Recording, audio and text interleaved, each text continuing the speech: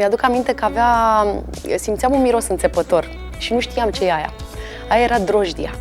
Și mi explica ea cum drojdia nu trebuie să fie nici prea rece, nici prea tare, nici prea moale. Și o lua și o frământa și o punea acolo și punea ligheanul ăla între picioare și dădea și frământa și frământa și după aia ispea și iară frământa.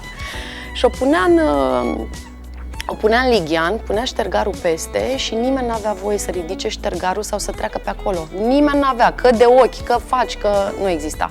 N-aveai voie să treci pe acolo și cuvântul mamai era cuvântul mamai.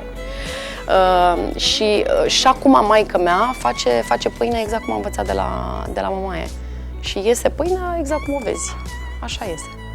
Da, am păstrat, așa sunt eu, am păstrat lucrurile astea. Că înghit în sec.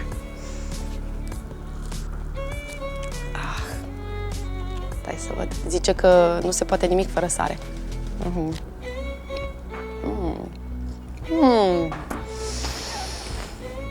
Să-ți mai zic ceva, că nu întâmplător sunt cu straiele astea pe mine, sunt ale ei, sunt cusute de ea, de mâna ei și sunt purtate de ea. Și de la straiele astea ale ei, că de-aia spun că lucrurile au o însemnătate și au un curs logic. Ne-a venit ideea, având astea, să facem un spectacol pentru botez tradițional. Și am folosit straiele ei și de aici am reușit să colectăm și altele. Și ea o să rămână, toată viața mea și toată viața copiilor pe care îi botezăm, o să rămână acolo, prin straiele astea și prin vorbele pe care eu le spun.